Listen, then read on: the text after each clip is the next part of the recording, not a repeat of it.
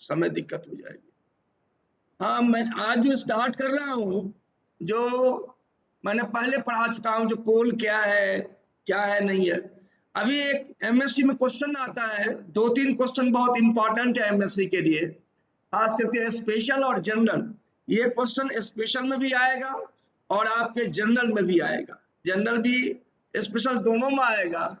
जो write the notes on the types of coal, पहला question, ये जनरल में भी आएगा, स्पेशल में भी आएगा, ठीक है।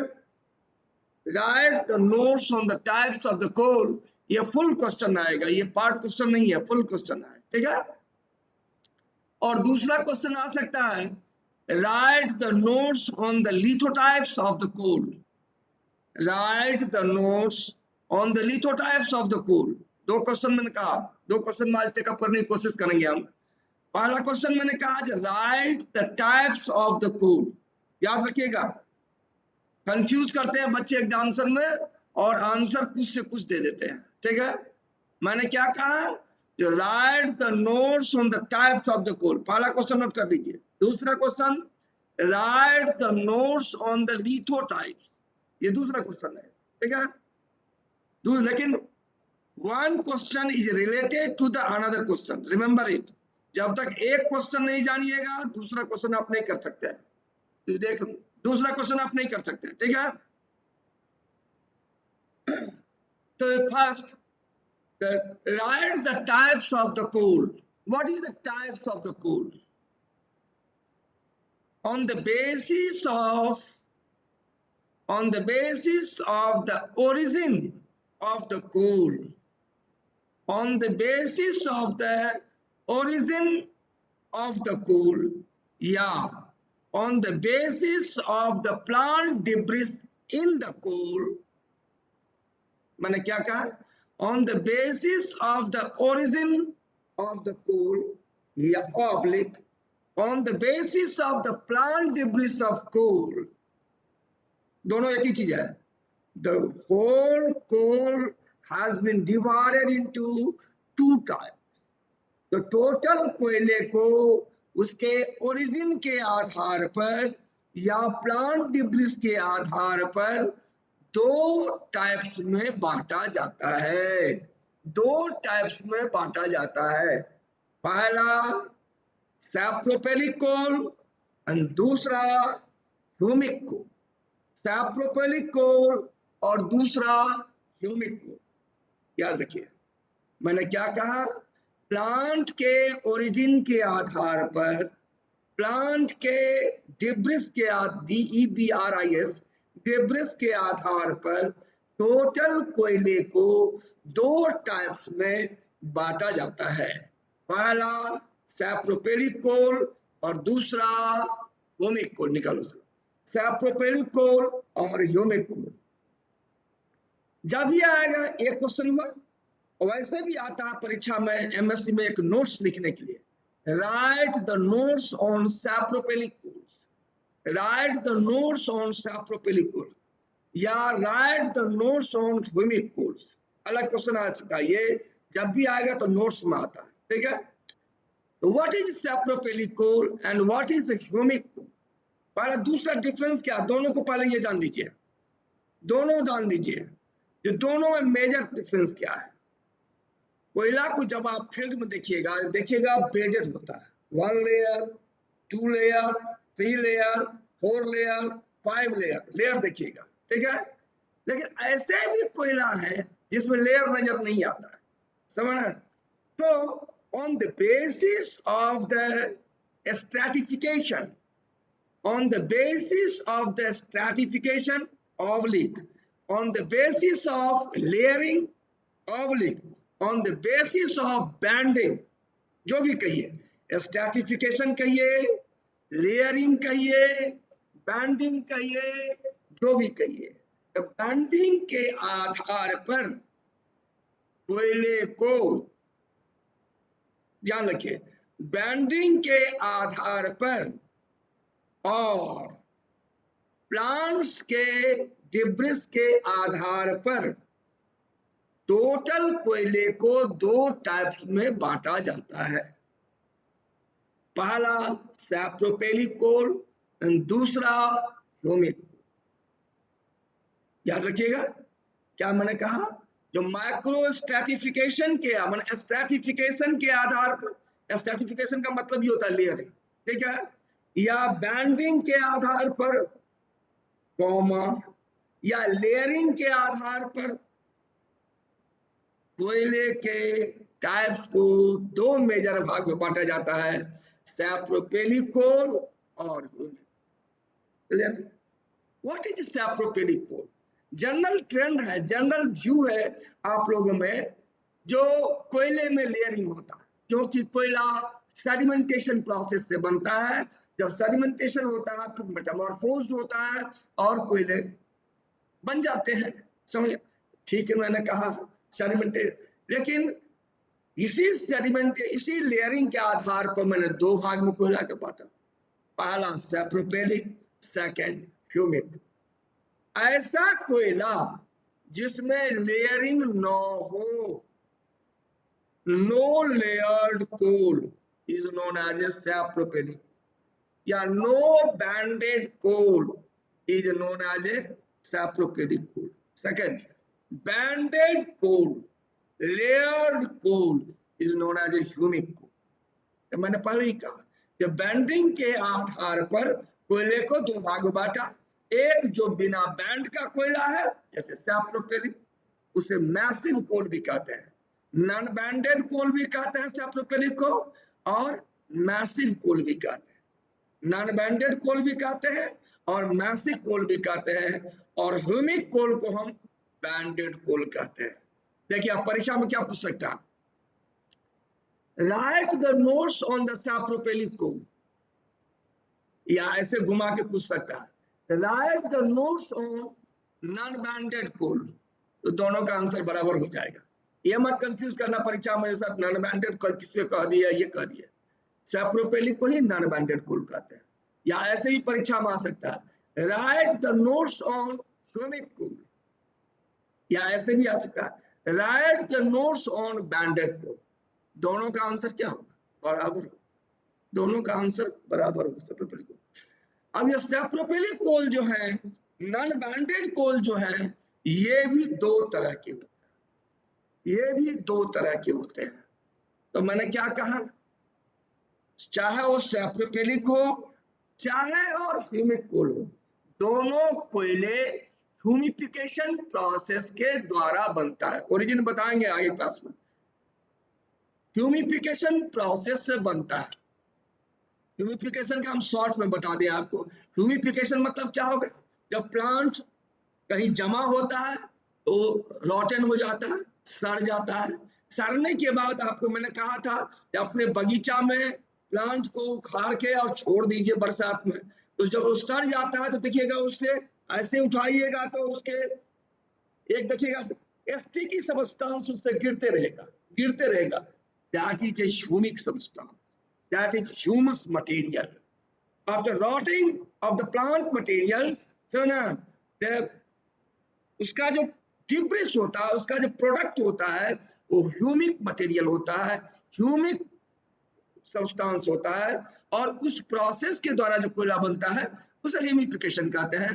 तो चाहे वो सैप्रोपेलिक कोल हो चाहे वो ह्यूमिक कोल हो, दोनों ह्यूमिफिकेशन प्रोसेस से बनता है। दूसरा, सैप्रोपेलिक कोल को नॉन बैंडेड कोल कहते हैं, पहले ही कहते हैं। सैप्रोपेलिक कोल में क्या होता है, रूट स्टेम ये सब नहीं होता है। सैप्रोपेलिक कोल में क्या होता है, sapropelic coals are rich in resin, rich in waxes, rich in fat, rich in algae, rich in microspores। मैंने क्या कहा, सैप्रोपेलिक कोल में 5 चीज मेन होता है। क्या क्या होता है भाई, रेजिन का डोमिनेंस, वैक्सेस का डोमिनेंस, फैट का डोमिनेंस, और एल्गी का डोमिनेंस, और माइक्रोस्पोर्स का डोमिनेंस, ठीक है ना। और ये सब क्या है, these are the soft material. तो sapropelic coals are formed from the soft segments of the plant. Plant के जो छोटे छोटे सॉफ्ट पार्ट होते हैं, उससे यह सैप्रोपेलिक कोल बनते हैं। और सॉफ्ट मटेरियल आप जानते हैं, जो कोई जो सॉफ्ट मटेरियल होता है उसमें हाइड्रोजन की मात्रा, पानी की मात्रा क्या होगा, ज्यादा होगा। तो जब सॉफ्ट मटेरियल से सैप्रोपेलिक कोल बनता है उसमें हाइड्रोजन की मात्रा ज्यादा होता है, इसलिए इस कोयला का दूसरा नाम भी क्या है, हाइड्रोजन रिच कोल। सैप्रोपेलिक का दूसरा नाम भी है हाइड्रोजन रिच कोल। तो मैंने क्या कहा, सैप्रोपेलिक कोल ह्यूमिडिफिकेशन प्रोसेस से ही बनता है। और दूसरा क्या है, नॉन बैंडेड होता है। और क्या कहा मैंने, यह इस कोयले में एल्गी, माइक्रोस्कोप्स और रेजिन, वैक्सेस, फैट्स डोमिनेंट होते हैं। ये भी प्यूरिफिकेशन प्रोसेस से बनता है। ओरिजिन में बताएंगे कि प्यूरिफिकेशन क्या है, ये क्या था, ह्यूमिडिफिकेशन क्या होता है, ये सब हम बताएंगे अभी, ये आप इतना ही करके चलिए। और क्या होता है, कभी कभी सैप्रोपेलिक कोल में सैप्रोपेलिक कोल मारा जाता है जो नॉन बैंडेड होता है, लेकिन कभी कभी सैप्रोपेलिक कोल में माइक्रो स्ट्रैटिफिकेशन, माइक्रो मतलब माइक्रोस्कोप में देखने वाला, स्ट्रैटिफिकेशन मतलब लेयरिंग, मतलब कभी कभी सैप्रोपेलिक कोल में पतले पतले लेयरिंग दिखाई देता है। वो मेगास्कोपिकली नहीं दिखाया था, अपने नेकेड आई से नहीं दिखाता, वो माइक्रोस्कोप में ही दिखा देता है, माइक्रोस्कोप में दिखाई देता है। तो sometimes when you see the sapropelic cones under the microscope, you can see the very fine microstratifications are visible. Very fine microstratification is visible, and but it is rare. But it is rare. It is not generally present in the sapropelic coal. So sapropelic coal is known as a non-banded coal. It is known as a massive coal. It is a non-stratification coal. But sometime under the microscope, it the very fine stratifications may be visible or may not be visible. ठीक है। और plant के आधार पर, stratification के आधार पर, bending के आधार पर कोयले को, सैप्रोपेलिक कोल को दो भाग में बांटा जाता है, बॉगहेड कोल और कैनल कोल। बॉगहेड कोल और कैनल, याद रखिए, बॉगहेड कोल और कैनल कोल, अभी हम लास्ट में बताएंगे। बॉगहेड कोल या कैनल कोल दोनों जो होते हैं या लेकेस्ट्राइन इन्वायरमेंट तो बनता है। लेकेस्ट्राइन मतलब लेक। लेक कहाँ बनता है जनरली, लेक जनरली बनता है समुद्र और फ्रेश वाटर के बीच में, बड़े बड़े लेक बनते हैं डिपोजिशन के टाइम में, बेसिन बनते हैं, और उसी में पार्टली समुद्री पानी होता है, पार्टली फ्रेश वाटर होता है। ऐसे इन्वायरमेंट में जनरली बॉगहेड कोल या कैनल कोल बनते हैं। So mostly the boghead coal या canal coals are formed in the lacustrine environment. Lacustrine environment, but the boghead coals are formed very deep lacustrine environment. Very deep lacustrine environment, whereas canal coals are formed the shallow lacustrine environment. This is the difference. Remember, this is the difference. The both of the coal, backhoe, boghead, and canal coal, both are formed in the lacustrine environment, but the boghead coals are formed mostly in deep lacustrine environment, whereas canal coals are formed by shallow lacustrine environment. Generally, the boghead coals are known as a torvenite. Boghead coals are known as a torvenite because first time such type of coal has described, invented, such type of coal invented, माने इस कोयला का सबसे पहले पाया जाने वाला कहाँ है, टॉरवेन। टॉरवेन नाइट एक हिलॉक है। टॉरवेन इसको बोलते हैं TORBANE, टॉरवेन एक हिल है स्कॉटलैंड में। टॉरवेन एक हिल है स्कॉटलैंड में, जहां से यह पहल यह कोयला मिला था। इसीलिए बॉगहेड कोल का दूसरा नाम है टॉरवेनाइट कोल। क्या मैंने कहा? जो बॉगहेड कोल सबसे पहले टॉरवेन नाम के हिलॉक से स्कॉटलैंड में मिला था, इसलिए इस कोयला को बॉगहेड कोल ऑब्लिक टॉर्बनाइट कोल भी कहते हैं। ठीक है, बॉगहेड कोल कहिए या कैनल कोल कहिए, दोनों को देखने में आपको बराबर नजर आएगा, दोनों देखने में बराबर नजर आएगा। दोनों को देखिएगा तो आपको लगेगा जो कि कोयला मोर और लेस सेम है, लेकिन फर्क क्या है? जब दोनों को माइक्रोस्कोप में देखिएगा, चाहे वो बॉगहेड कोल को देखिए या चाहे टॉर्बनाइट कोल को देखिए, कैनल कोल को देखिएगा, तो दोनों में देखिएगा प्लांट डिब्रिस का अंतर। Boghead coal is always dominated by algae. इसमें बॉगहेड कोल में जनरली एल्गी जो होते हैं वो 5% से ज्यादा मिलता है, मतलब डोमिनेट होता है। और कैनल कोल में एल्गी जो होते हैं वो बहुत कम होते हैं, ना के बराबर होते हैं। तो कैनल कोल में होते क्या है? तो कैनल कोल में जनरली माइक्रोस्पोर्स, छोटे छोटे स्पोर्स जो प्लांट के होते हैं, फैट जो होते हैं या स्टार्च जो होते हैं, ये सब होते हैं, लेकिन एल्गी की मात्रा बहुत कम होती है। सच यदि पूछिए तो एल्गी के आधार पर या प्लांट के माइक्रोस्कोप स्पोर्स के आधार पर कोयला को, सैप्रोपेलिक कोल को दो भाग में बांटा गया है, एक बॉगहेड कोल, दूसरा कैनल कोल। बॉगहेड का मतलब होता है एल्गी बियरिंग कोल और कैनल कोल का मतलब होता है माइक्रोस्पोर्स बियरिंग कोल। फैट दोनों में होता है, स्टार्च दोनों में होता है, प्रोटीन दोनों में होता है कोयला में, लेकिन एक कोयला ऐसा होता है सैप्रोपेलिक का जिसमें एल्गी डोमिनेंट होता है, उसे बॉगहेड कोल कहते हैं। एक कोयला ऐसा होता है जो माइक्रोस्पोर्स डोमिनेंट होते हैं, उसे क्या है?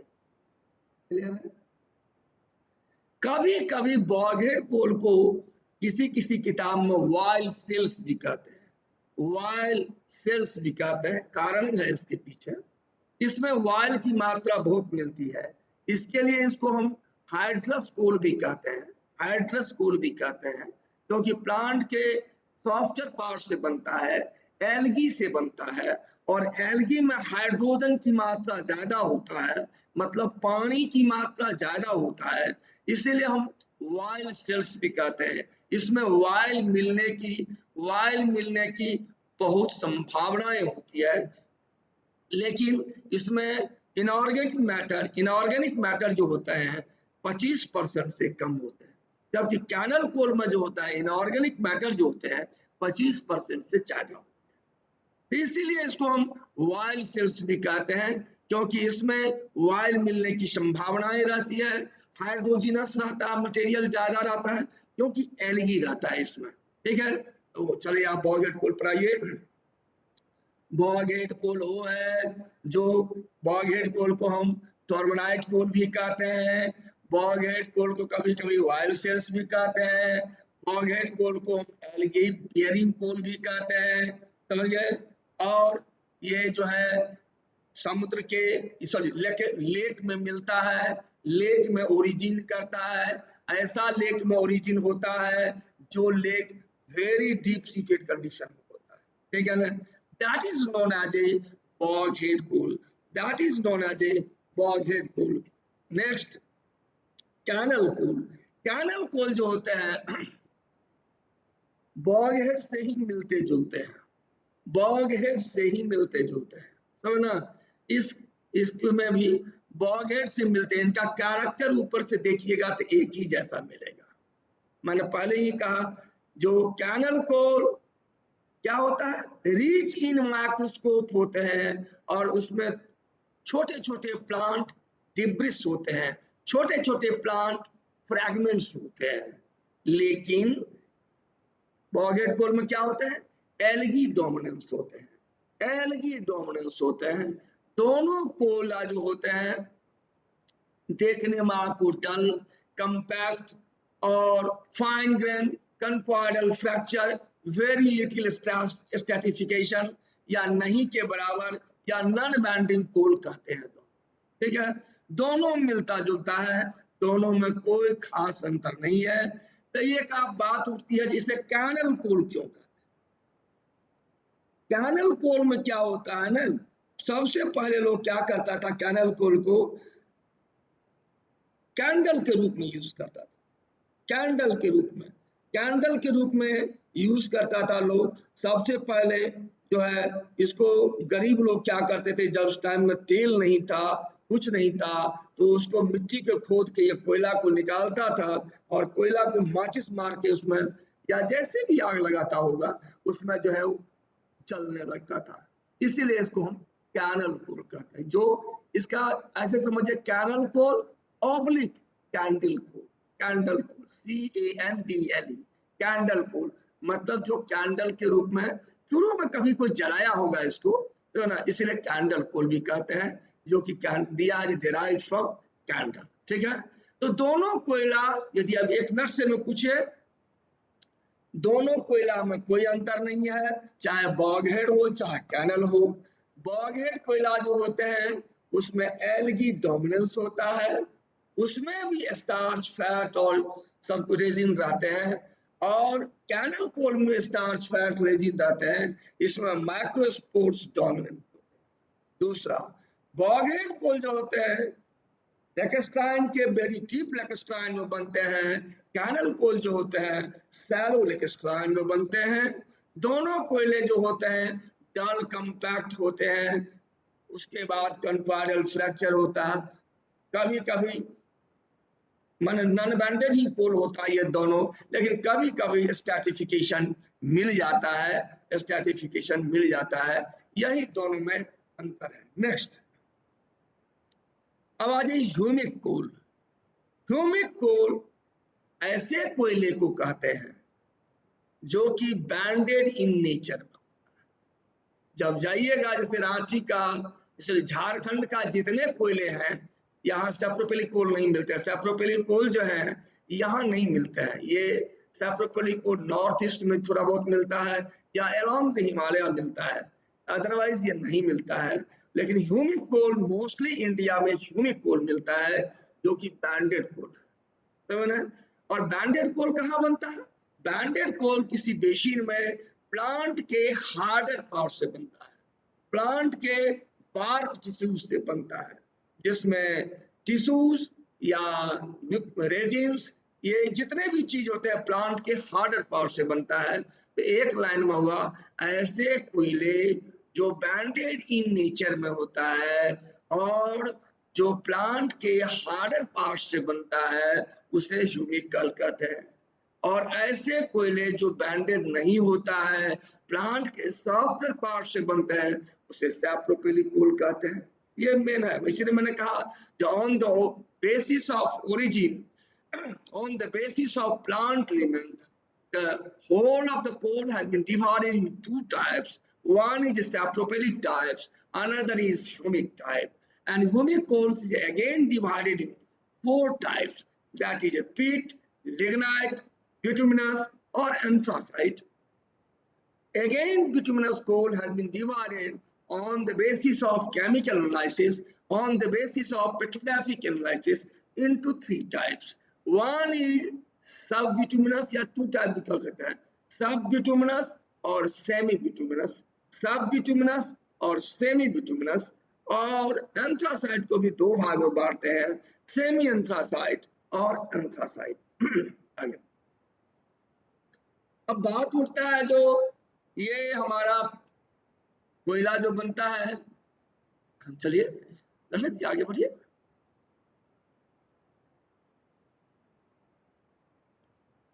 ठीक है, सबसे पहला पीट। पीट मतलब क्या होता है? पीट मतलब होता है जो प्लांट डिब्रिस, प्लांट का जो अवशेष रहता है उसका जो एक्यूमुलेटेड फॉर्म होता है, accumulated form of the plant debris is known as a peat, या ऐसे भी कहें the first form coal is known as a peat, या first stage of the coal formation is known as a peat, या पीट इसका मतलब हो गया प्लांट के डिब्रिस या सरे हुए डिकेड प्लांट के डिब्रिस जो एक जगह एक्यूमुलेट हो जाता है उसे हम पीट कहते हैं। ठीक है, पीट कहते हैं। ये भी पीट जो है इसमें ह्यूमिफिकेशन भी होता है, कोलिफिकेशन भी होता है, और पीट के स्टेज से पहले 4 तरह के कोल के स्टेज बताया, पीट, लिग्नाइट, बिटुमिनस और एंथ्रासाइट। तो पीट के स्टेज तक जो होता है ये ह्यूमिफिकेशन में आता है, इवन कि लिग्नाइट तक भी ह्यूमिफिकेशन में आता है, और उसके बाद कोलिफिकेशन हो जाता है। तो पीट से ही कोलिफिकेशन प्रोसेस स्टार्ट हो जाता है, जो बताएंगे अभी, समझना। और ये पीट क्या होता है, पीट को यदि आप देखेंगे, पीट को आप यदि देखेंगे तो पीट देखने में yellowish to yellowish to light brown colour होता है, लाइट ब्राउन, यहाँ डार्क ब्राउन गलत लिखा हुआ है, ये लिखा हुआ है लाइट येलो, यहाँ है light yellow to light brown colour होता है। हम जो बोल रहे हैं वही लिखिएगा, light yellow to light brown colour होता है। ठीक है, और चूंकि यह प्लांट के डिब्रिस होता है, इसमें जब भी आप देखिएगा तो प्लांट के फाइबर साफ नजर आएंगे। प्लांट के फाइबर क्यों? क्योंकि प्लांट के सड़े हुए प्लांट के ही एक्यूमुलेशन से बनता है। The plant fibres are very visible, plant fibres are very visible. Third लिखिए, द माइक्रो स्ट्रैटिफिकेशन, स्ट्रैटिफिकेशन उतना क्लियर नहीं होता है, बैंडिंग उतना क्लियर इसमें नहीं होता है, लेकिन क्योंकि it is the first stage of the coal formation, only the micro stratifications are visible in such coal, micro stratification is visible in such कोल।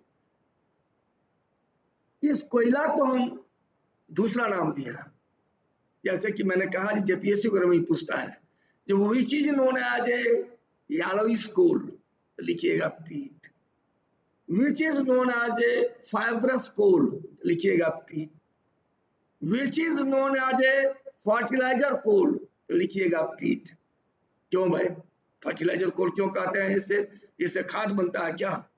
खाद वो बनता होगा, लेकिन इस कोयले की खासियत क्या है कि इस कोयले में लगभग 2% नाइट्रोजन की मात्रा होती है। कहिएगा ये क्या है भाई?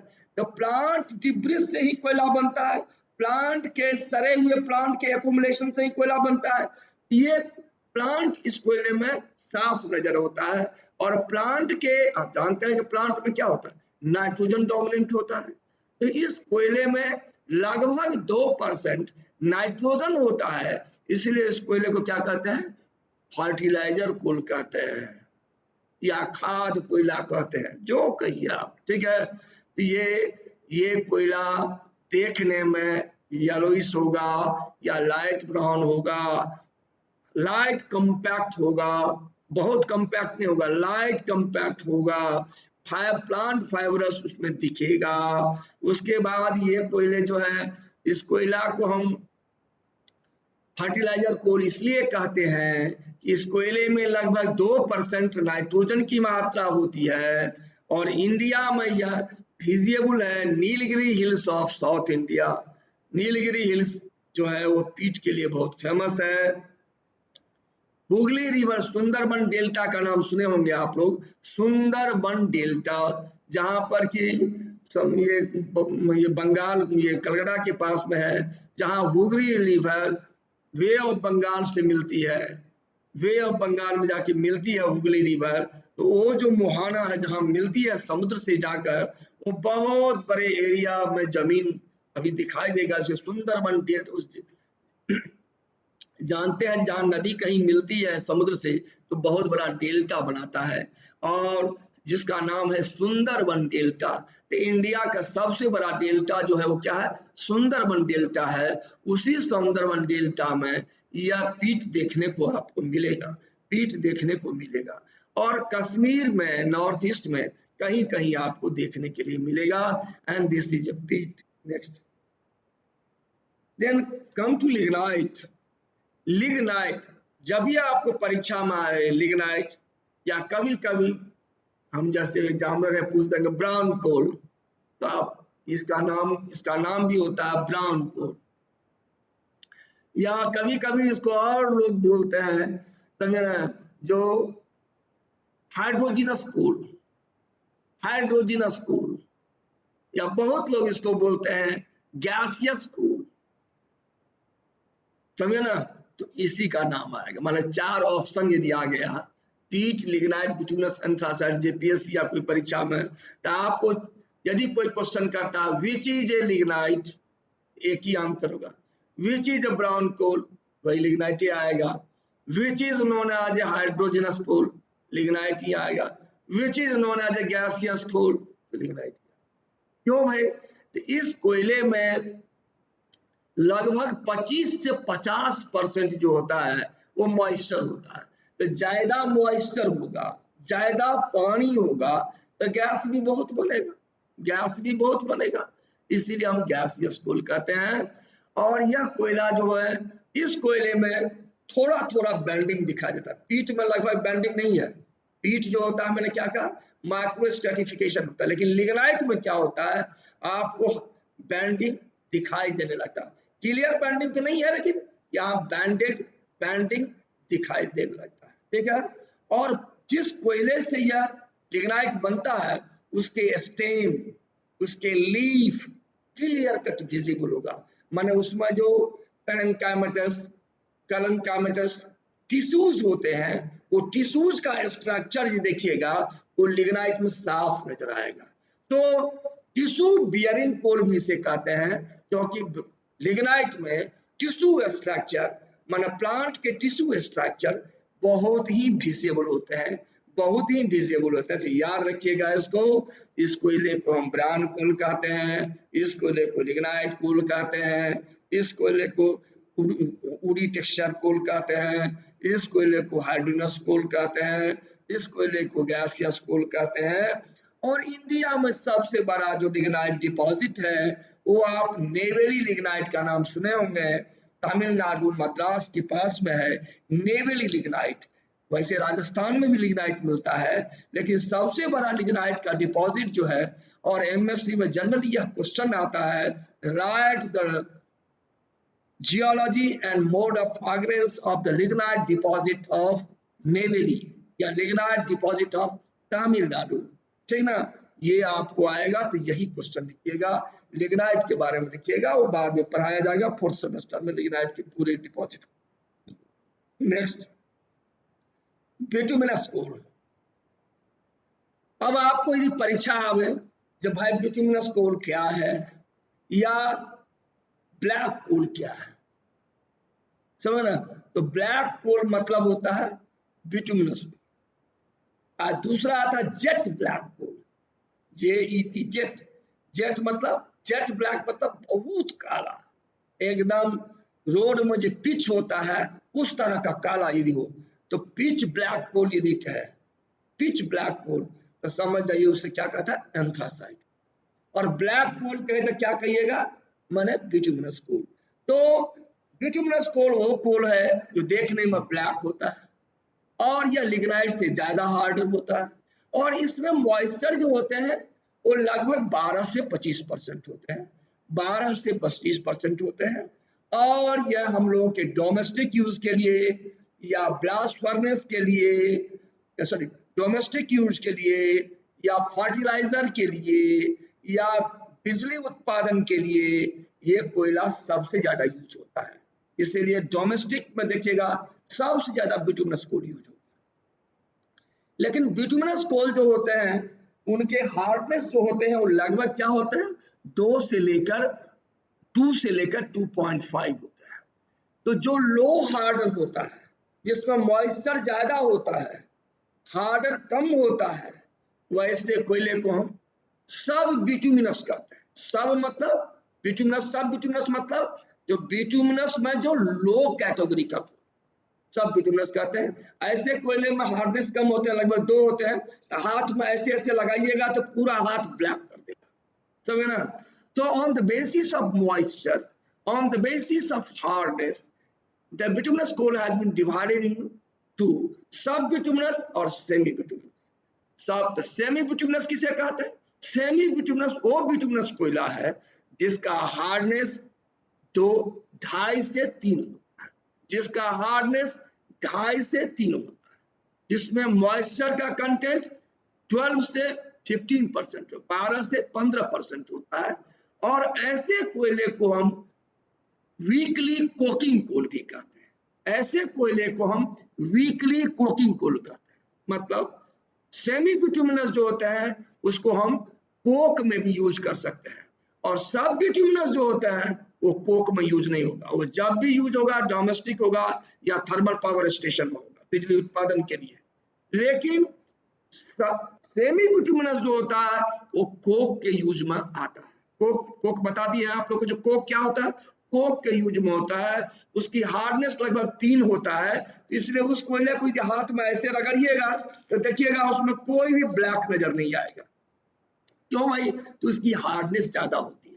तो on the basis of moisture, on the basis of hardness, it has been divided into, that is sub bituminous मतलब लो कैटेगरी बिटुमिनस, और हाई कैटेगरी बिटुमिनस मतलब सेमी बिटुमिनस। नेक्स्ट, इसी तरह से एंथ्रासाइट होता है। एंथ्रासाइट जो होता है यह कोयले की सबसे बढ़िया वेराइटीज है। वो कोयले की सबसे बढ़िया वेराइटीज है।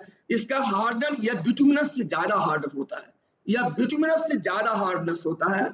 और जनरली प्लांट के हार्डर पार्ट इसमें रहते हैं। प्लांट के हार्डर पार्ट क्या होता है? स्टेम, स्टेम के टिश्यूज, रूट के हार्ड टिश्यूज। तो प्लांट के जो सबसे हार्डर पार्ट होता है उससे जो कोयला बनता है वो एंथ्रासाइट होता है। उसमें कार्बन की मात्रा ज्यादा रहता है, टिश्यूज की मात्रा ज्यादा रहता है ना। और जिसकी हार्डनेस लगभग, जिसकी हार्डनेस लगभग 3 से अबव होता है, लगभग 3 से अबव होता है।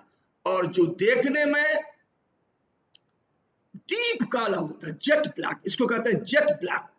ऐसे कोयले को कहते हैं जेट ब्लैक, जेट ब्लैक, ठीक है। और इसमें मेटलिक लस्टर होता है। आप याद करिएगा, कोयले में फ्रैक्चर जो होता है अनइवन फ्रैक्चर होता है तो लो ग्रेड बताए थे उस दिन। और कन्क्वाइडल फ्रैक्चर होता है आइदर कन्वेक्स या कनकेव, समझे ना, आइदर कन्वेक्स या कनकेव। ऐसे टूटे तो कन्क्वाइडल फ्रैक्चर कहते हैं। तो जिस कोयले में कन्क्वाइडल फ्रैक्चर होता है वो अच्छा कोयला माना जाता है, वो अच्छा कोयला माना जाता है। उसमें कार्बन की मात्रा बहुत ज्यादा रहता है और कोक भी अच्छा बनता है। तो इसलिए ऐसे कोयले को हम डीप कोल कहते हैं, या इसको हम सेमी लस्टरस मेटलिक लस्टरस कोल भी कहते हैं, या हम कन्क्वाइडल फ्रैक्चर बियरिंग कोल भी कहते हैं। ये इंडिया में बहुत कम है। आपके झारखंड में कहाँ है? झारखंड में बताओ। डाल्टनगंज का नाम सुने हैं? और कहाँ? Yes sir. डाल्टनगंज के पास कौन सा कोयला फील्ड है बताओ? डाल्टनगंज के पास कौन कोल फील्ड है? किसी को नहीं मालूम। अरे डाल्टनगंज स्वयं एक कोल फील्ड है भाई, समझे ना। वहां एंथ्रासाइट मिलता है, लेकिन अभी, पहले माइनिंग होती थी, अभी माइनिंग नहीं हो रही है। राजहारा राजहारा,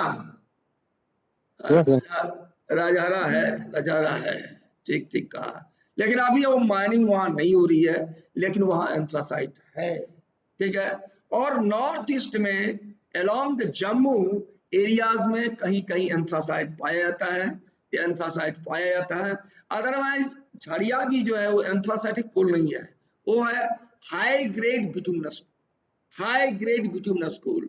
जैसे झड़िया वगैरह सबसे बढ़िया कोयला माना जाता है, ये हाई ग्रेड बिटुमिनस कोल है। इसमें सीबीएम की मात्रा बहुत होती है, और इसे मेटलिक कोल भी कहते हैं, और कोक बियरिंग कोल भी कहते हैं, कुकिंग कोल भी कहते हैं, ठीक है। क्योंकि झड़िया वगैरह बेस्ट कोल है, ठीक है, बेस्ट कोल।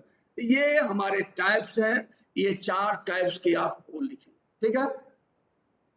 अब दूसरा क्वेश्चन आता है, ये बहुत ये अलग क्वेश्चन हो गया। दूसरा क्वेश्चन आता है, write the lithotypes of coal, write the notes on the lithotypes of coal, lithotypes, याद रखिएगा।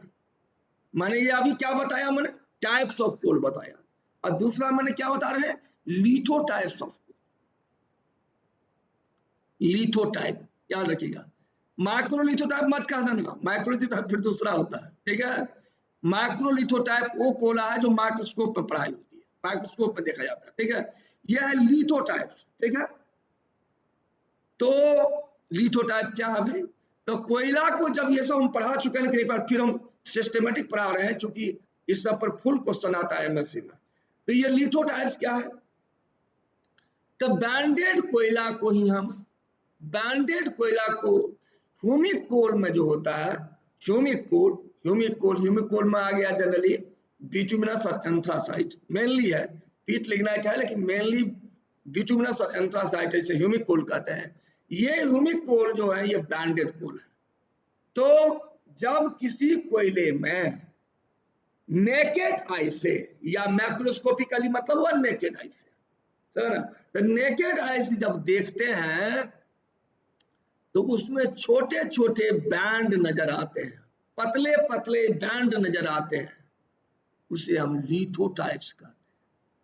The macroscopically visible bands in coal is known as a lithotypes। मैंने क्या कहा, the macroscopically visible bands in coal is known as a lithotypes। यही हम थोड़ा बता देते हैं, कंफ्यूज नहीं कीजिएगा। और जब माइक्रोस्कोप में कोयला को देखते हैं तो microscopic visible bands in coal is known as microlithotypes. वो दूसरा चीज है, वो दूसरा चीज बताएंगे आगे क्या क्या।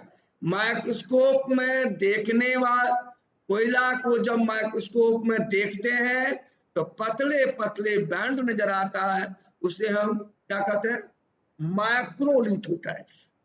लिथोटाइप्स क्या हो गया, जब किसी भी कोयले को नेकेड आई से देखते हैं तो बैंड नजर आता है कोयले में, जिस बैंड को हम लिथोटाइप्स।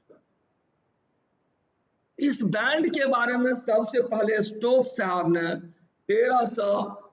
1919 में बताए थे।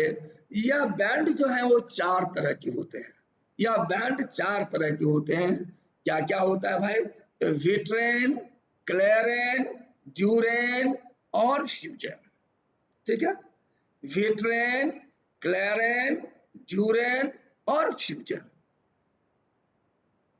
इसके बाद डीजल लिख लीजिए, डीजल, DIESEL, DIESEL, डीजल 1965 में कहा नहीं, 4 ही तरह के नहीं होते हैं, 4 ही तरह के नहीं होते हैं, टाइम है कि नहीं,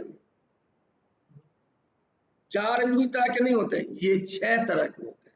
क्या क्या होता है भाई, लिख लीजिए आप लोग, इसमें है नहीं, विट्रेन, क्लेरेन, क्लैरोड्यूरेन, ड्यूरोक्लेरेन, ड्यूरेन एंड फ्यूजन।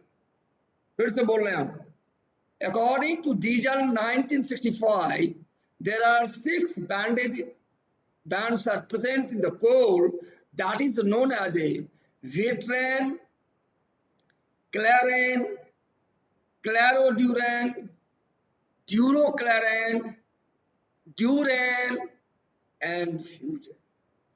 समझ गए, एंड फ्यूजन, समझ गए। ये 6 बैंड होते हैं। अब 1 मिनट रह गया है, इसको हम अभी छोड़ते हैं क्योंकि शुरू नहीं करेंगे। अब 5 मिनट लगेगा नेक्स्ट क्लास में इसको हमको खत्म करते हुए, तब हम पहुंच जाएंगे। जनरली हम कोशिश करेंगे जो ओरिजिन ऑफ कोल बताए आपको, ओरिजिन ऑफ कोल बताए, वो बहुत ज्यादा जरूरी है और फुल क्वेश्चन आता है। ओरिजिन ऑफ कोल जो है उसमें वो आपको जनरल क्लास में फुल क्वेश्चन आएगा और स्पेशल में भी याद रखिए, वो जनरल में भी फुल आएगा और स्पेशल में भी फुल आएगा। जबकि अभी जो बताए हैं आपको टाइप्स ऑफ कोर, वो जनरल में भी फुल आएगा, स्पेशल में भी फुल आएगा। लिथोटाइप जो बताए हैं वो जनरल में भी फुल आएगा और स्पेशल में फुल आएगा। दूसरा, ये सब चीज जनरल नॉलेज की चीज है, ये सब चीज जानना ही चाहिए। ये सब basic fundamental things of the core है, ये सब आपको जानना पड़ेगा, ये सब बहुत जरूरी है। ठीक है, हो सकता है 1-2 दिन में आप लोग का ऑफलाइन भी हो जाए। ऑफलाइन हो जाएगा तब तो बहुत अच्छा हो जाएगा, पढ़ाने में मजा आएगा, क्योंकि आप लोग सामने रहिएगा तो सामने देखने से विद्यार्थी को हम लोग समझ जाते हैं जो कौन समझ रहा है कौन नहीं समझ रहा है। और ये तो इसमें तो हम केवल बोलते जा रहे हैं, किसी को देख भी नहीं रहे हैं। कौन समझ रहा है कौन नहीं समझ रहा है मुझे कुछ भी नहीं मालूम, मुझे कुछ भी नहीं मालूम। आज भी मैंने देखा जो 5 लड़के गायब हैं,